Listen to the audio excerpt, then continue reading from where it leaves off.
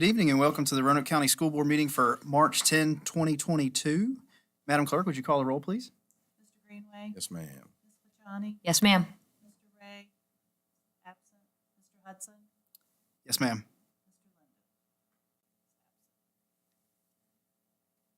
All right, if I can have everybody stand for the Pledge of Allegiance. Mr. Vice Chair, I was just going to tell everybody, so several of them have gone to the Cave Spring game tonight, so that everybody knows. We're operating on a limited capacity.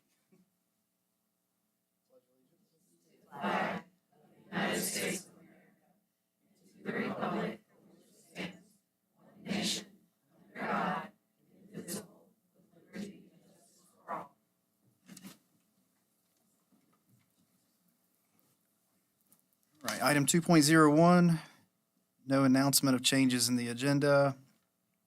So we'll move on to 3.01, School Spotlight, Hidden Valley Middle School. Mr. Chris Benson. Mr. Vice Chair, we need to approve the agenda. Oh, my fault. Sorry about that. That's okay. So I'll make a motion that we approve the agenda as offered. Second. Mr. Greenway? Yes, ma'am. Ms. Fajani? Yes, ma'am. Mr. Hudson? Yes, ma'am.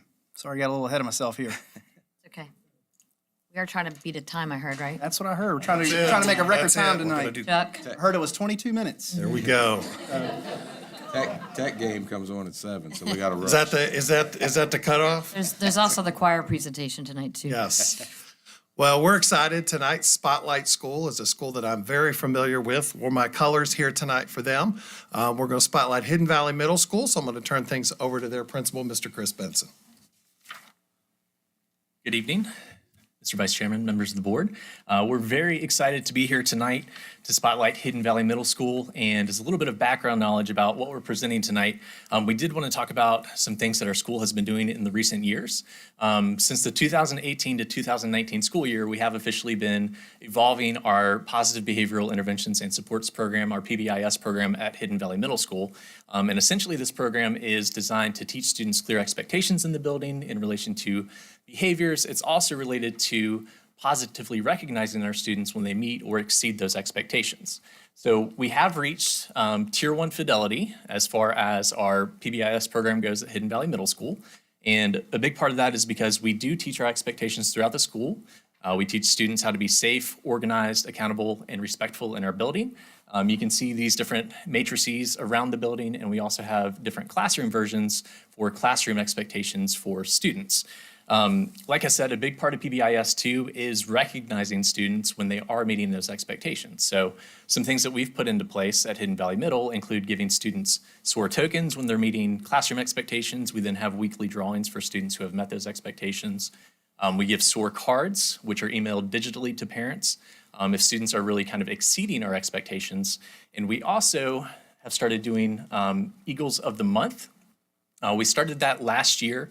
And essentially what Eagles of the Month is each department by grade level is responsible each month for recognizing a student who meets the expectations and exceeds the expectations in each different classroom, again, related to being safe, organized, accountable, and respectful. And we really have been trying to highlight our students and the positive things that they're doing in the building. So this picture that you all see on the board is actually a revamped entryway to our building. We really wanted the first thing when you enter the building to be our students. We wanted that to be the focus as it should be. So we have changed our front entry to include our Eagles of the Month that are changed out monthly, just so that the first thing that you see when you walk in through our doors is the students. So this evening, when we heard that we were going to be spotlighted, we knew that our focus wanted to be on the students and some of the great things that they've been doing throughout our building.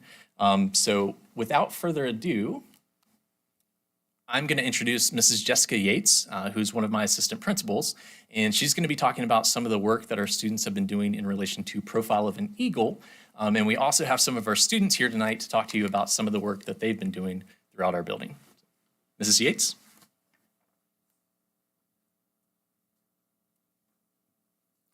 Good evening. As Mr. Benson said, I'm Mrs. Yates. This is my first year at Hidden Valley Middle School, and it's been a wonderful experience. We've got great students at our school.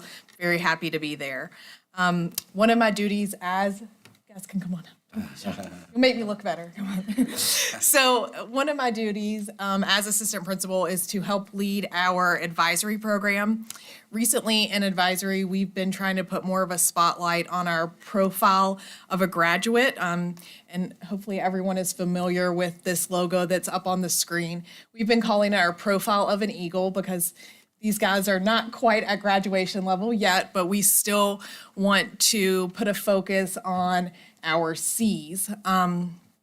We have opportunity-ready students, and one thing I wanted our students to realize is that they're meeting these expectations and these competencies every day, things that they do inside of school and outside of school.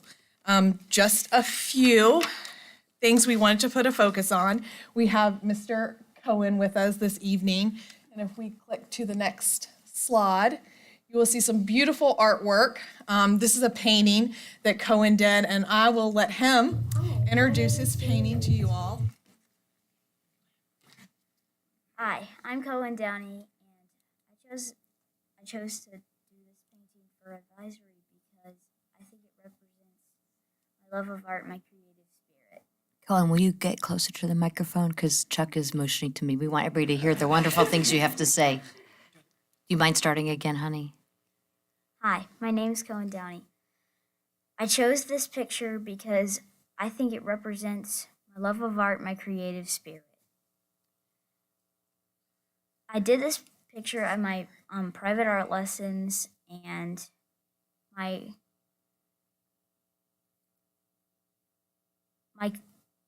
creativeness is allowed to flourish at Hidden Valley Middle School in clubs, classes, gifted art, and beta club experiences.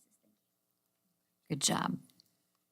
So we also have another student who's actually at a soccer game this evening, Miss Fiona, who wrote a beautiful poem in one of her classes that she wanted to share with you all, but I'm being told that the audio might not be fantastic, so we're going to give it a try. And I'm going to be reading my poem from the 8 C's. Winter break. Turning on the fireplace feels so cozy. My dogs come over, getting all nosy. Brewing the tea, it's so tasty. Grabbing a blanket, the snow so dainty. Turn on a movie, binge funny shows. No socializing, I'm wearing warm clothes. Thinking about nothing, the wind whistles lightly. Bundle up more, I smile so brightly. I'm still by the fire as the sun slowly sets. 3 empty mugs and still wearing sweats. So as you guys can see, we have some wonderfully creative students at Hidden Valley. There's not a lack of creativity within our school. Speaking of creativity, we have another student with us here today, Miss Amanda, and she, along with 3 other Hidden Valley Middle School students, won a video contest that was put on by the Blue Ridge Behavioral Healthcare and the Roanoke Valley Suicide Prevention Council. All 3 of the top winners in the Roanoke Valley came from Hidden Valley Middle School. So all 3 of our winners came from Hidden Valley. And if we can go to our next slide. Hi, my name is... We have Amanda's video that she created.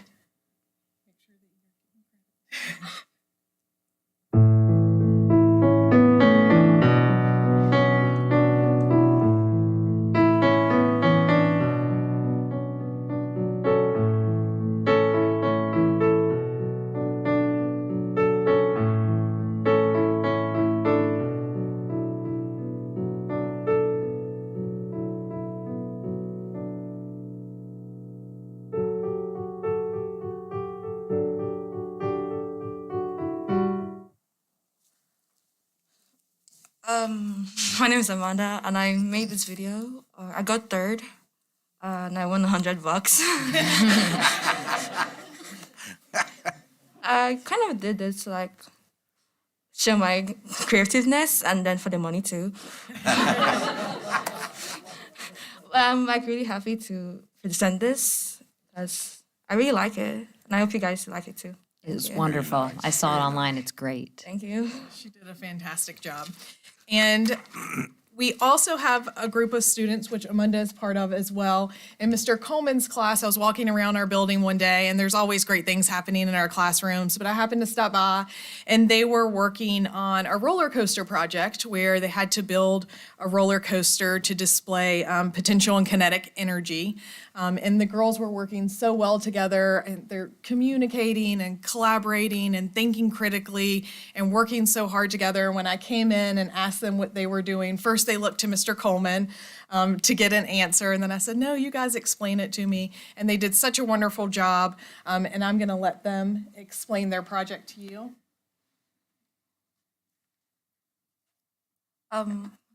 We're actually four, but Audrey isn't here. She has like a soccer game. But we're explaining for her. This was like our project in class to show potential and kinetic energy and also like friction. When we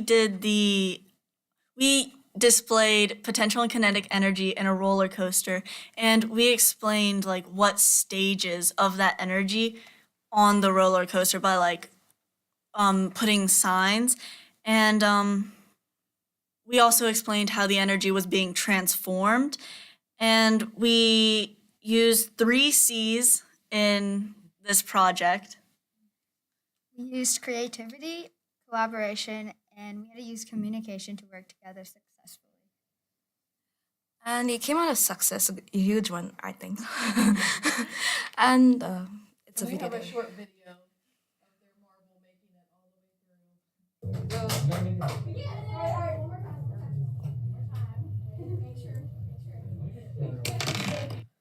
through. That's awesome.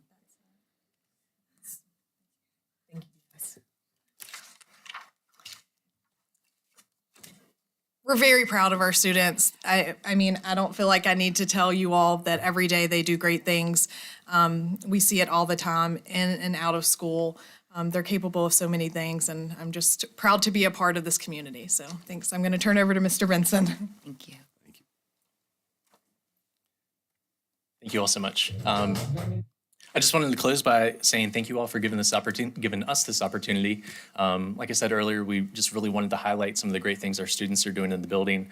This is just a small sampling of what's happening in our building every day. So we appreciate this opportunity and hope you guys get a good idea of what's happening at Hidden Valley Middle School. So thank you all so much. Thank you, Mr. Benson. And for those that don't know, his wife is actually an educator as well, and had the opportunity to watch her teach several times when I was out there at Glenver, and great family. Thank you, Chris. All right, item 3.02, recognition of BCAT engineering team, the national semifinalist for the ITEEA Reach Challenge, Mr. Christian Kish.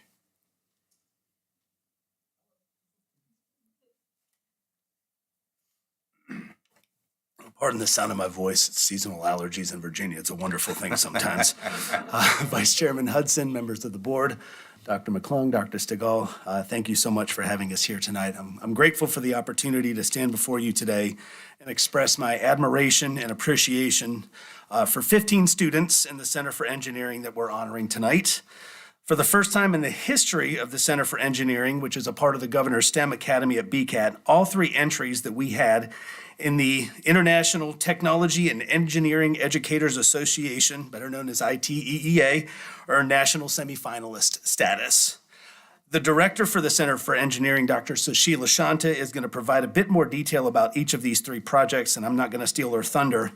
However, I do want to point out a few aspects of these projects that I think speak volumes to what this program offers and what Roanoke County Public Schools can do for our students when we work together.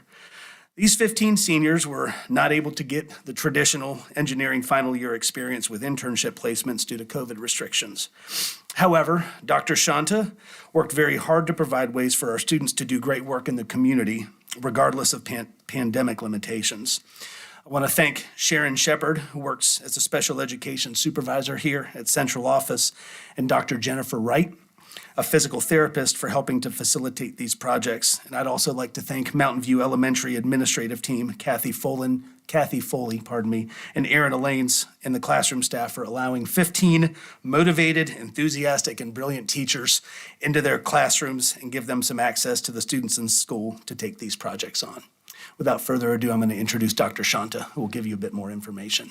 And do we want to bring the students up at this time? Sure. Come on up and fan out outside of the podium. Excuse me. Hello, it's nice to be here. I'm Sushila Shanta, and I'm the director and teacher for the engineering program. I'm going to read from this because these 3 projects are all fairly detailed and complex. Engineering seniors, class of 2022, took on several design projects to help pre-K children with special needs in the Mountain View Elementary School. Students were exposed to situations in the classroom and identified 3 areas that they could help improve. The teams found that the current problems faced in the classroom affect the teachers and the children equally. These projects were aimed at improving the classroom facilities and helping the students access their learning resources in a safe and efficient manner. The teachers also benefited from having better ways of caring for these young ones and teaching them their age-appropriate skills.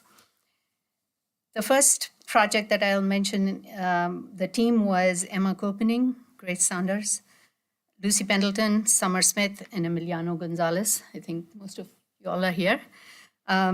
It was called the Bathroom Facilities Assistance Agent. This is a system created to help these children moving around in the bathroom, navigating the small space and achieving more independence while using the restroom. The teachers and the students in the program struggled to use the existing setup because it was not tailored to their specific needs, with the biggest issues being the changing table staircase and the sink stepladder. Both of these were moving on wheels, so they could not be latched in place. The existing design of the stairs was inaccessible and provided no support for the children with special challenges. Therefore, they could not use the stairs with independence. Due to this lack of independence, the teachers had to physically support them as well as manage the rolling staircase. This caused the teachers to have damaging posture for a prolonged period, resulting from back pain and future health problems. Because the teachers were both required to help a student ascend the stairs, which was not stable, to the changing table, and to support a student washing their hands in the sink, their attention and physical capabilities were split between the 2 students that are often in the bathroom at once. This presented a challenge for the teachers and a safety concern for the students using the bathroom. The design solutions implemented were targeted to help increase the mobility and independence of the children while also helping the teachers with many major and minor modifications to alleviate all their concerns. Students used traditional materials such as wood, metal, and PVC, and modern materials and technologies such as 3D printed plastics to solve the identified problems. The second project was called the Student Transport Enhancement Project. The team was Arun Chavli, Apurva Vareli, Aidan Rin, Lathan Gregory, and Vikas Garimella. The Student Transport Enhancement Project identified access to a way of transporting more than one child from a classroom to another classroom or another playground as an area that they could create some solution. The cart they originally had was not designed for these children with special needs and did not fit these students in a safe manner, and therefore the cart was not being used.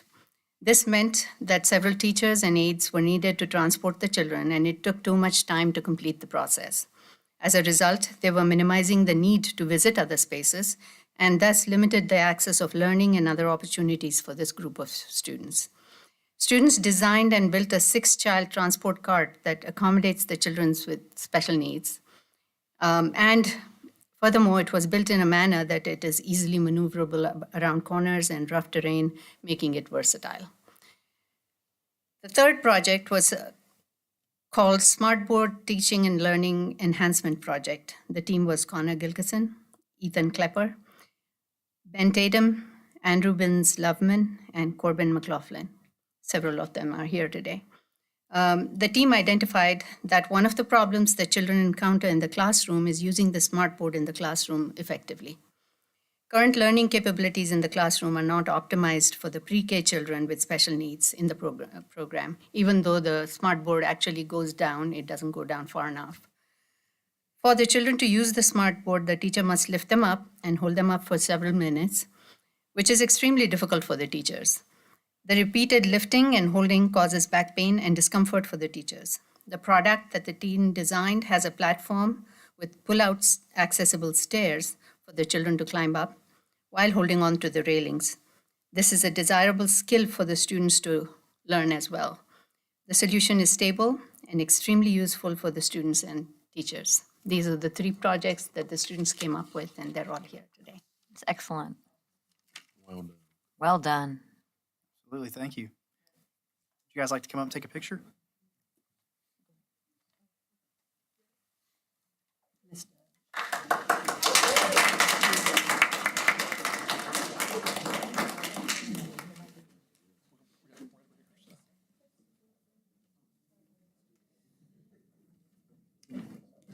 We'll get there in a second.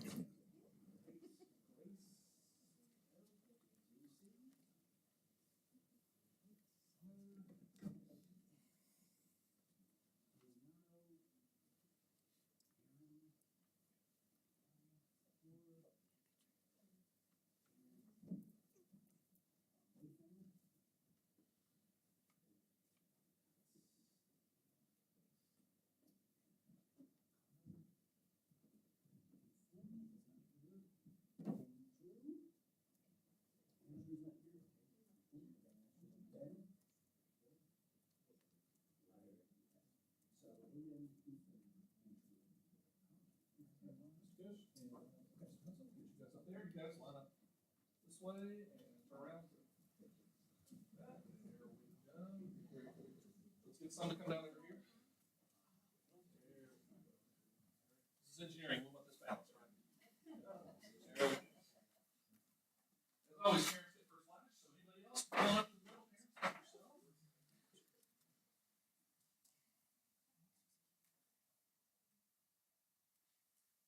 All right, don't go anywhere.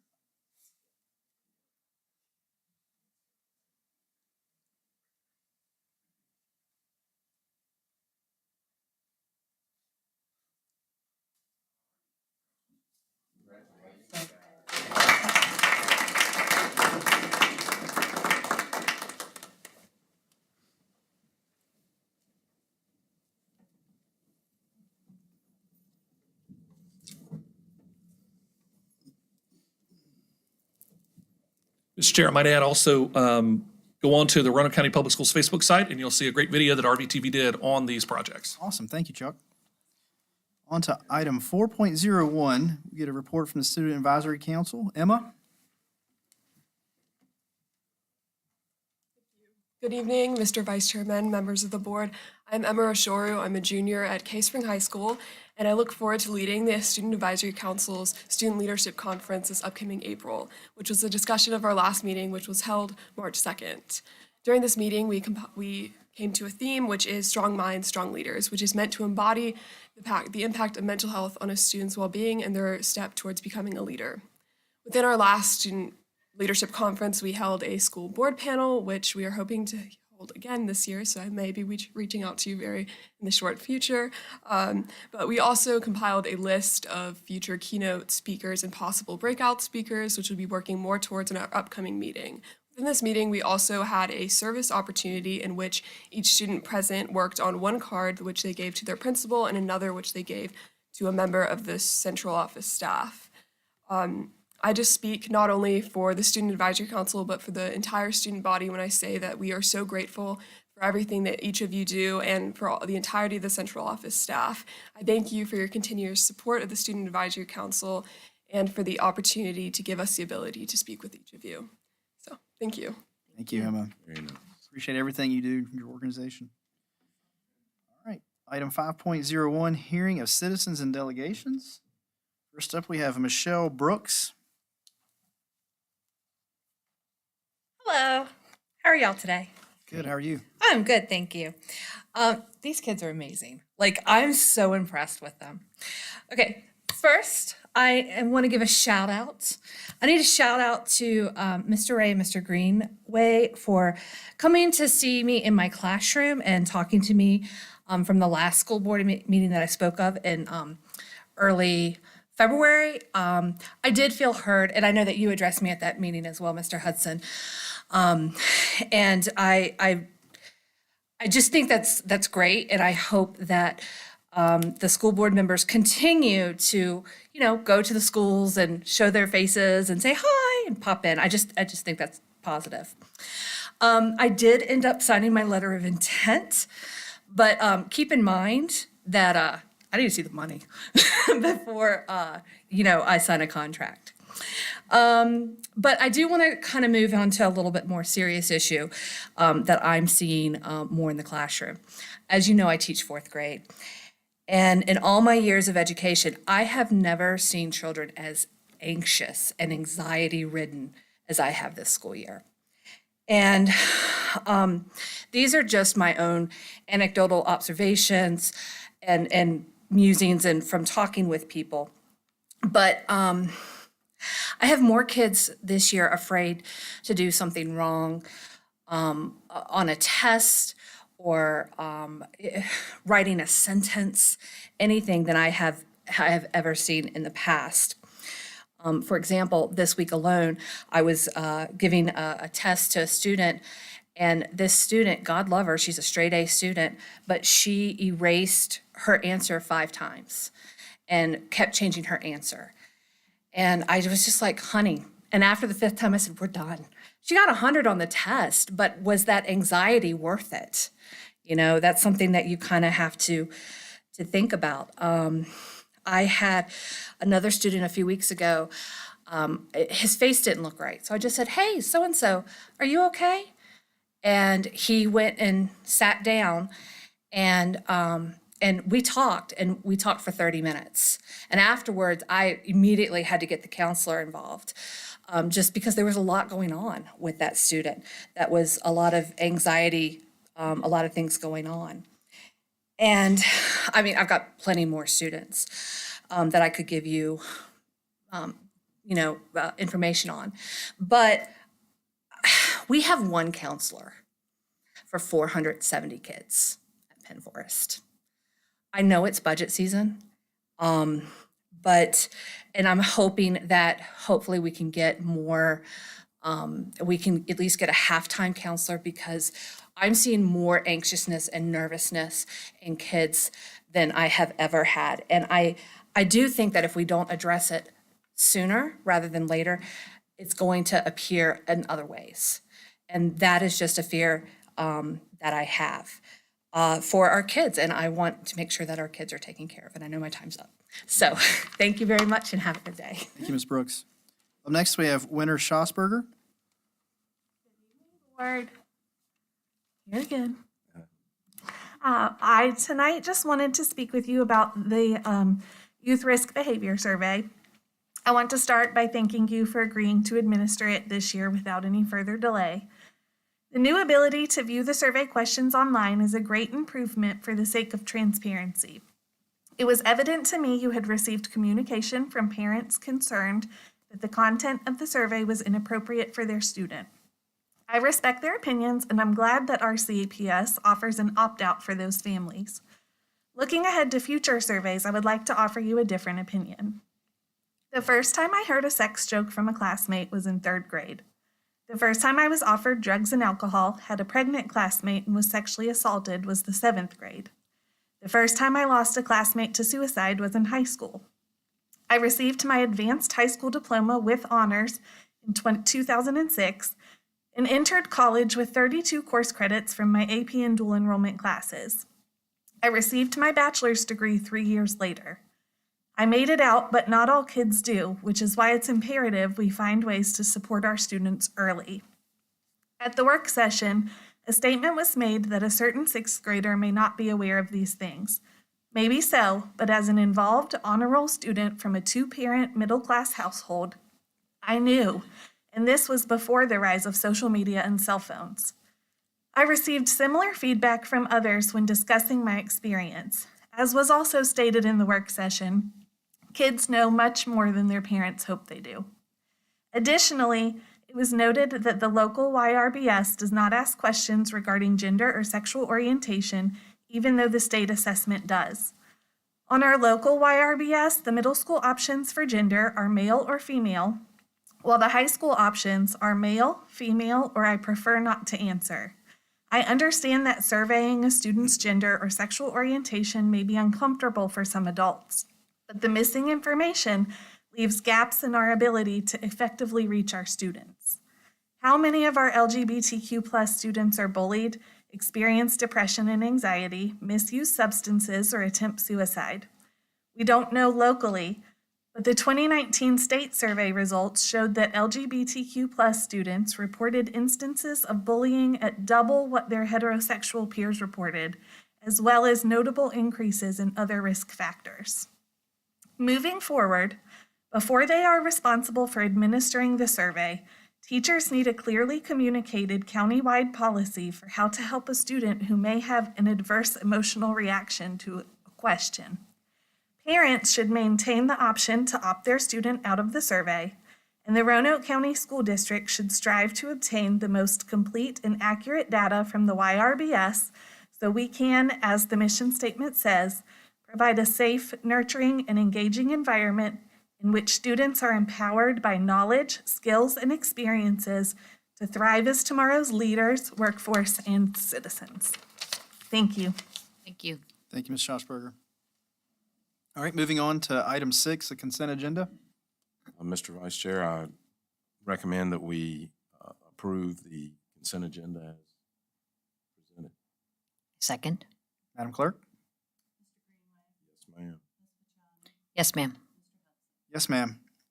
We have no action items tonight, so moving on to number 801, request to accept $30,000 for the Virginia Preschool Initiative Provisionally Licensed Teacher Incentive Program Grant. Ms. Beth Harmon? Good evening, Mr. Vice Chairman, members of the board. Per Superintendent's Memo 629, to improve school readiness by supporting early childhood education in Virginia's preschool classrooms, the 2021 Virginia General Assembly appropriated funds to support well-prepared teachers for children served in the Virginia Preschool Initiative Program, or the VPI program. Or any other publicly funded preschool program operated by a school division for early childhood provisionally licensed teachers incentive program. Roanoke County Public Schools was awarded $30,000 for 5 teachers who are actively engaged in coursework with the goal of becoming fully licensed to teach young children. Staff recommends approval of the additional state funds and appropriation of $30,000 from the grant fund contingency as a consent item during your next meeting. Are there any questions? I don't think so, but let me just say. Take the I money. think I understand this. Yeah, exactly. So that's really all it is, just a grant that's coming to us. Uh-huh. Not tied to anything other. It's specifically for our teachers that are teaching in our preschool programs that are provisionally licensed to help them get fully licensed because this is an underserved population. Accept the money. Accept the money. Good. Thank you, Ms. Harmon. Thank you. Item 802, request to accept $4,600 for the Career Switcher Program Grant. Mr. Jim Bradshaw? Yeah, Mr. Vice Chair, board members, I don't get to accept quite as much money, but per Superintendent's Memo 5-22, the General Assembly has provided fiscal year 2022 general funds for grants to the school divisions in support of mentor teacher programs for new teachers entering the profession through the Career Switcher Program. Roanoke County Public Schools should receive $4,600 for 4 teachers. Staff recommends approval of the additional state funds and appropriation of $4,600 from the grant fund grant contingency.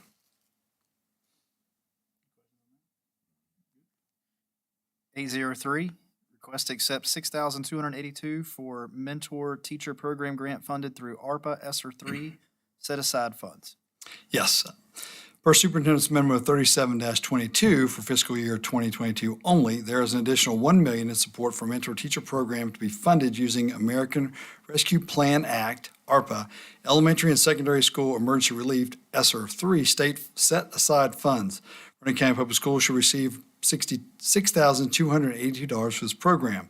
This funding stream is in addition to the regular state-provided mentor teacher program of $6,282, of which $5,853 is included in the original budget. Staff recommends approval of the additional federal funds of $6,282 and state funds of $429 and appropriation of $6,711 from the grant fund grant contingency.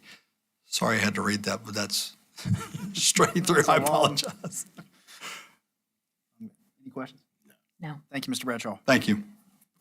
804, Annual World Language Presentation, Ms. Cammie Williams. Good evening, Mr. Vice Chair, the board, and Dr. McClung, and others that are here tonight. It's always my pleasure to join you and to present about our world language and ELL programs in Roanoke County and the things that our students, graduates, and teachers are accomplishing. We know that languages open doors. We want to keep those doors open, and we want our students to be opportunity ready. We know that languages are a part of that. It also fits very well with our portrait of a graduate. Obviously, communication is key, but you're going to also see examples of collaboration and critical thinking. At Glenver, for example, Spanish students created legends that went along with their study of Mexico. ELL students who were Spanish-speaking judged the presentations. This was in collaboration between Spanish teacher Anastasia Ford and ELL teacher Faith Griffin, and we're very grateful that they could work together and support students in this way. At Cave Spring High School, the young student that is on the left actually took advantage of an opportunity provided by her teacher, Julie Wright. Julie provided voice and choice days for her students, and she really wanted them to make connections between language and the community. The young lady on the left chose to reach out to Angels of Assisi. She noticed that they did not have information available in Spanish on their website, and she brought that to their attention, and they are in the process, along with the student, of creating that addition. Another thing that Julie did was when they were just studying the Dominican Republic, she created a domino tournament for the students.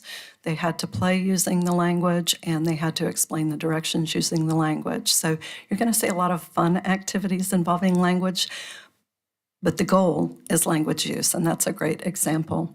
Then also at Cave Spring, Cheryl Martino, who is a new teacher of ours and who has navigated beautifully 4 different schools this year. I'm going to pause after that, 4 different schools. And she, especially with her level 1 students, has them create puppets and do a puppet show. In this case, it was to talk about their school day and the schedule that they have. But she uses that as a way of synthesizing information at the end of a unit. And that's become a popular activity with her students. In French, we have a teacher at Glenver. Her name is Rebecca Wright, and she has initiated a pen pal exchange with our sister city in Normandy.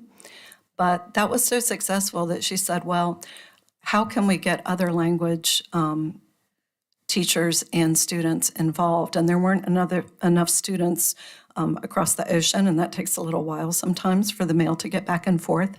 And so they came up with the idea that they would write letters to each other. And so currently, students all across Roanoke County get letters in the Pony, and those are shared, and they write back and forth to one another in French. Another I thought, really cool collaboration. You see over on the right, it's just a normal game of Kahoot or Gimkit, but this is done between French students at William Byrd High School under the supervision of Marcia Taylor, French teacher, and Lisa de Crozant, who is at Northside. And they begin the activity with a game, and then they finish up with conversation in the language. We want to talk about our graduates because language is a way to open doors. On the left-hand side, you see reference to 2 former students of Rebecca Johnson at Cave Spring High School. A current student at William & Mary was recently selected to live at the French house in the coming school year. It's a highly competitive process. You have to do the interview in French, and this student was selected. She has already completed a number of courses and does plan to go into government work. French is a high need language because it's not only spoken in France and in Canada and parts of the US, but also in many countries in Africa. The lower picture on the left-hand side is from a former Cave Springs student. Her name is Emily Hadfield, and she is currently an ELL teacher in Colorado. Part of ELL instruction, and you'll see that in some future pictures of our own students, is teaching students step-by-step instructions. And when Emily got to that unit to do with her students, she thought back to her French class and she said, okay, if we're going to do step-by-step instructions, how about if we make some crêpes and then eat them? And it was a very popular activity. Emily also has maintained contact. She did a Fulbright in Estonia, and she has continual contact with that country as well. In the middle, you see bringing technology into the language classroom. This was a project originally started by Latin teacher Stevie Woods, and it was so popular that the Spanish teacher at Hidden Valley Middle, Carol Gardner, said, I'd like to join in on that. And students create cities or models using Minecraft in the target culture. And so in Latin, they made a Minecraft overview of Rome. And in the Spanish class, they did that for Puerto Rico. Well, Minecraft is fun, but if you don't connect language to it, there's really not a purpose for it in our classrooms. And so the students would create those cities and towns, and they would have to give a tour in the language and explain the culture that's included, and also explain the lifestyles of the different classes that were mentioned. We currently have a Northside High School graduate who is working at Disney. She's fulfilling her dream of using the performing arts. Her Spanish teacher, Amy Bolin, remembers that this student used to write in her Spanish journal about how her dream was to work at Disney. Well, she's combined the two, because not only is she working at Disney in the performing arts, but she's also the go-to translator for Spanish for her coworkers.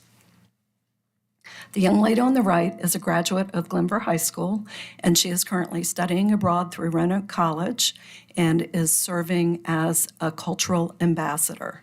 This was a child that was very shy in high school, had a lot of concern about speaking in front of people, and here she is in France spending a semester. So again, keeping those doors open, because you never know where you're going to go after you finish high school. We have a Hidden Valley High School graduate who's an education major and a Spanish minor, and he currently subs on occasion at the high school as he's finishing his education. I want to turn our attention now to the Language Instruction Educational Program, or the ELL program, as you may know it. These are some examples of students, and our educational program extends after school and into the summer. In the left-hand corner, you see Sharon Francisco and the summer program that she developed with a student, and you might also see the milkshake in the background that was his reward as he developed his reading skills and improved his reading skills. The student on the right is served by not only teacher Paxton Sauerwald at Cave Spring Middle, but he also benefits from our tutoring program, and we were able, after COVID, to use some of the ESSER funds to provide supplemental instruction for needs in the ELL population. At the bottom, you'll see an example of what we call a pull-out class, and that's when students get special instruction, in this case in numbers and letter sounds. And then we also have a push-in model where teachers will work as a co-teacher in a classroom.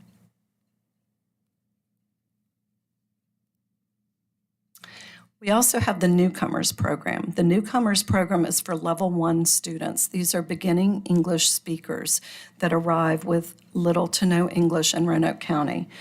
At BCAT, they have the option of attending every other day, every day, or mornings and one afternoon to get English 9 or English 10. These students, all Level 1, came in as no to low level English, and if you look at their pictures, you'll notice that they are now giving presentations in front of the classroom, and that's what Margaret Witt accomplishes with these students. If you look at the young lady on the left-hand picture, her name is Burmette, and she's particularly special to us. Burmette has some physical disabilities, and the mechatronics class at BCAT, in conjunction with Margaret Witt, ELL teacher, knew that she had trouble using a calculator because of some physical limitations. And so the mechatronics class created an abacus for her. They designed it, built it, and she now uses that to complete her math instruction and practice. We have Ls that started with no to low English at BCAT who have now received scholarships to college, and we're very proud of the progress that they've made. Here are some students from Glen Cove Elementary, Northside Middle, Northside High School, from teachers Kathy Coates and Rosie Lopez. They learned about holiday traditions and the practice of kindness. And they followed instructions to create gingerbread houses in their ELL resource class. Again, the step-by-step process. We are compliant with Title III. Those are the guidelines that we use for our program. We follow the instruction guidelines from the state and the federal government. We follow ELL plans. We follow Title III guidelines and funding requirements and civil rights law, in addition to the court cases which have elaborated on that law.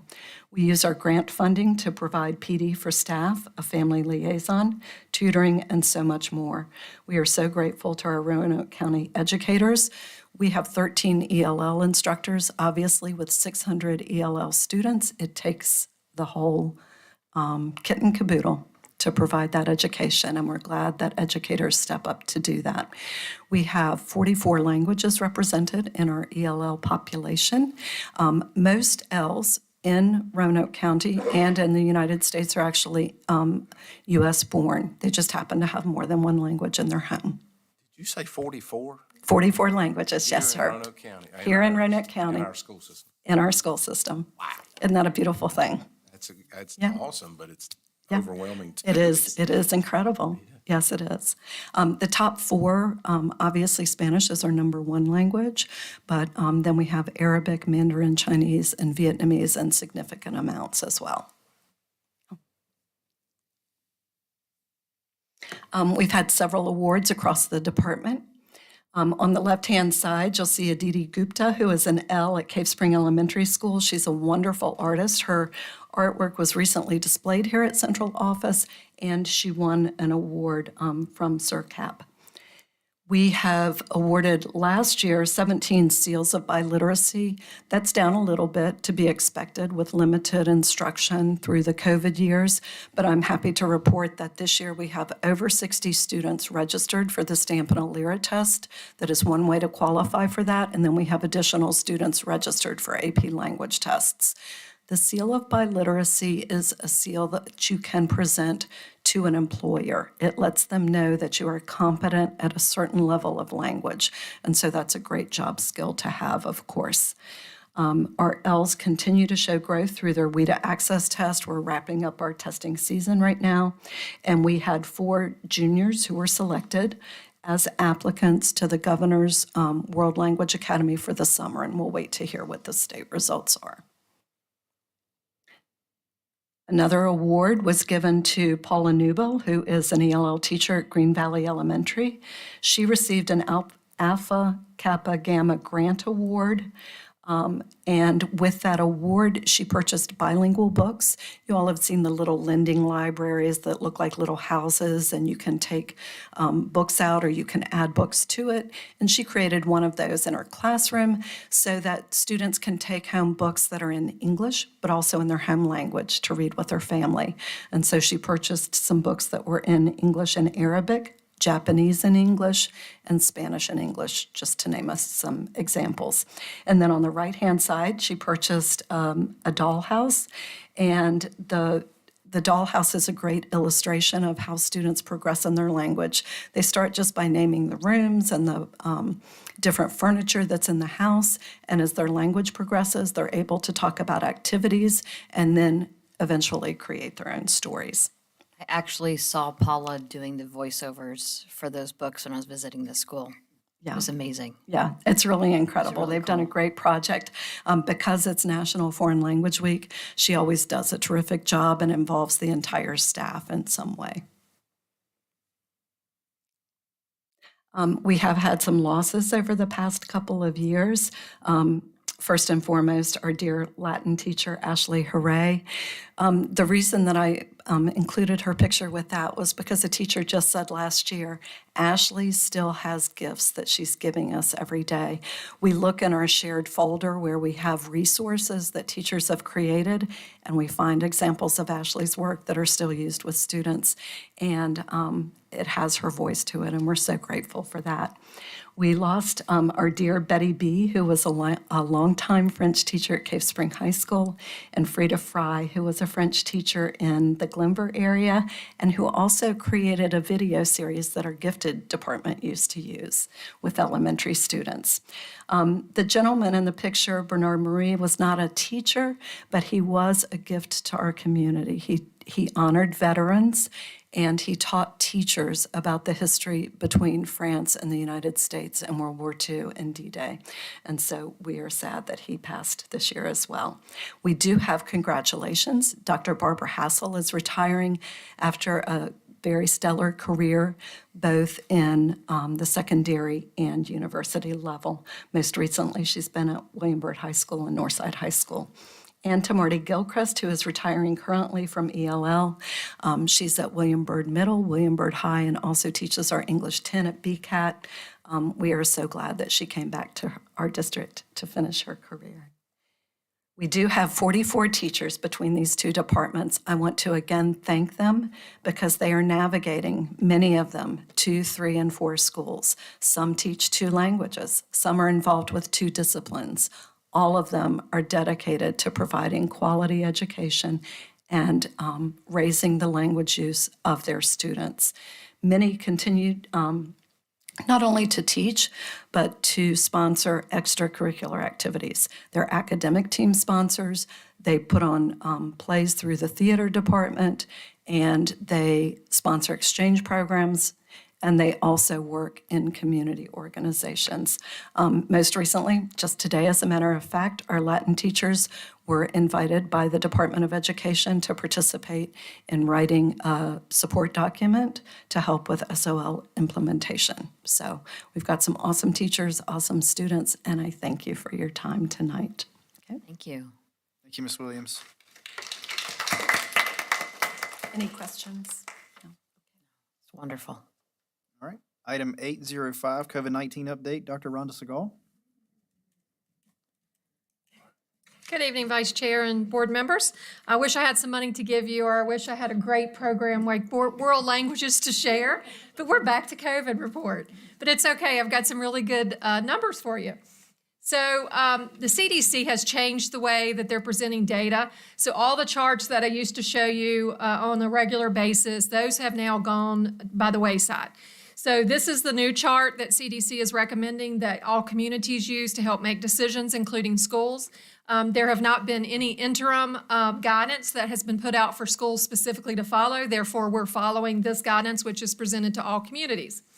So there are 3 things that this data will look at. It looks at new hospital admissions per 100,000 in 7-day average, and the percent of staffed inpatient beds occupied by COVID-19 patients, and then the new number of cases per 100,000 in 7 days. So if you look at this little box at the bottom, we have this on our website currently, and you can go there and put in the state and the county, and it automatically shows you the results. I will show you our results in just a second, but I wanted to show you the chart that they use in order to determine when you change to low, medium, or high. The top 2 are if you're fewer than 200, and the bottom is if you're more than 200. And so that will determine those numbers there according to those indicators, whether we're low, medium, or high as a community. Here are the prevention strategies that the CDC recommends when you're in each of those categories. And basically, they gradually increase as the level of community spread increases. This is what we are currently at. We're actually at, remember last time we were at moderate, we've moved up to high. I did talk to Dr. Morrow, and the reason that we are high is because, first of all, there's a very small number of hospitalizations that have to happen to jump us from moderate to high, and that's what happened. Also, because they are still moving numbers. So last week, they just sent a batch of Roanoke City numbers over to Roanoke County, which boosted our numbers up. So we are still in flux, so this should not worry anyone. This is just a matter of us getting the data cleaned up, hopefully very soon.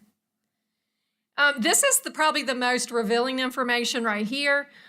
If you remember in mid-January, I reported to you that we had 860 students on the quarantine list and 140 staff members.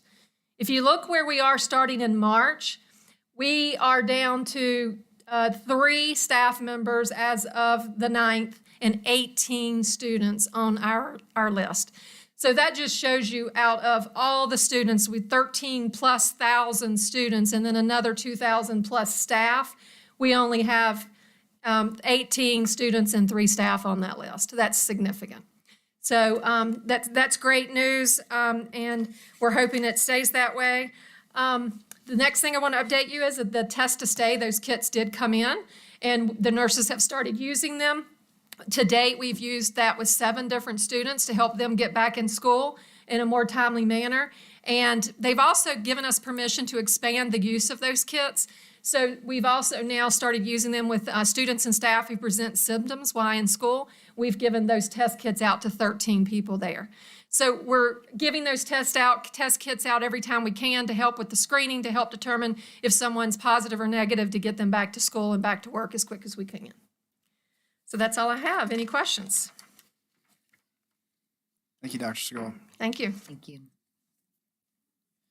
So 9.01, the report by the superintendent. Dr. Nicely's not here tonight. Did Dr. Moog?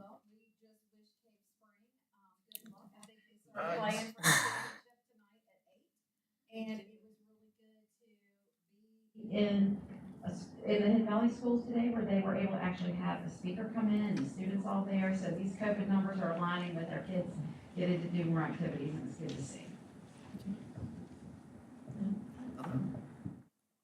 All right. Item 10, reports and inquiries of board members. Anyway. So the lowest numbers ever, and we're still in the high range. I mean, you can't make this stuff up. Want to thank everyone for coming tonight. It's wonderful to see the students and the staff, and thank you, Hidden Valley Middle. That was awesome. And Mr. Kish, who's gone, and the BCAT students, we need to get them a new school, and they do awesome work as well. And want to wish Cave Spring the best of luck tonight. Hopefully they can win tonight and celebrate tomorrow. One thing I did want to ask, and we can remember to ask Dr. Nicely or whoever, the retirement banquet. Can we put that back in play this year? I don't know. I don't know if we've got it scheduled. From be the first time in about 3 years, I think. So, thank you, Mr. Vice Chair. Mr. Johnny? Well, I think all the students who came here tonight were quite impressive. That little boy Cohen, when he stepped up to the microphone and then we had to ask him to readjust, he was hesitant for a second, but he shone through. And I think that's really special for these kids to come up here and share a piece of themselves. And I just want to thank all those students, especially those who were here tonight. And I commend them on winning those awards. I mean, that one girl was amazing. She said, I made $100. That was really cute. She had quite the personality. So one of the things that really stood out to me was, I think it was in Amundo's presentation, it said, love and value yourself. And that's really important today. I want to thank Chris Benson. You did a great job with your team. It was great to see everybody. Miss Yates did a great job too. And I really enjoyed the presentation that you put on, Chris. It's been nice getting to know you. I've known you for quite a while now with my kids being at the schools, but I've enjoyed learning more about Hidden Valley Middle on a more intimate level, and you do a great job. So I just want to thank you for everything you guys do, and Miss Yates as well. Mr. Coleman and the BCAT, the science project that was there, I thought that was really cool. Brought me back to my elementary days of marbles and everything else that takes place in the classroom. And I love it when I see kids excited about learning and doing stuff that's just near and dear to their heart, and they're learning and they don't even know it. Mr. Kish, thanks so much for coming out. Also, the BCAT students and Dr. Shanta, that was really super cool to see. A friend of mine told me that I should always speak to what's on my heart. And today, one of the most authentic and sought after keynote speakers actually came to Roanoke. He's never been to Roanoke before. He's travels coast to coast, and his name is Nathan Harmon with Your Life Speaks. And this is something that I got involved in before I was on the school board. But he's traveled over, to 1,000 schools and spoken worldwide, and it was quite an honor to have him here today. Nathan's message is really clear, and what I got out of today was he wanted our students to live their best life and be the best version of themselves. It was truly inspirational, wasn't it, right?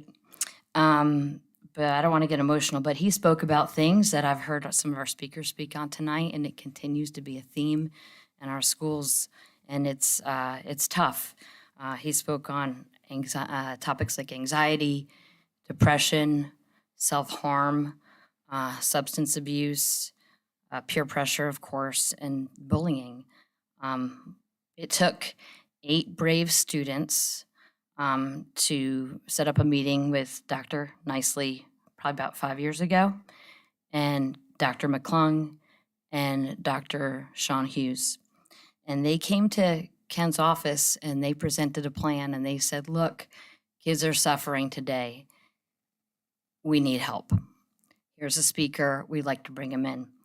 And it took 6 corporate sponsors because we didn't have the grant money. The PTA, thankfully, and the PTSO stepped up because we were short on funds. And for $1,300, we brought in a man, and he did a fabulous job. It took a lot of work from the administration, me working with Mr.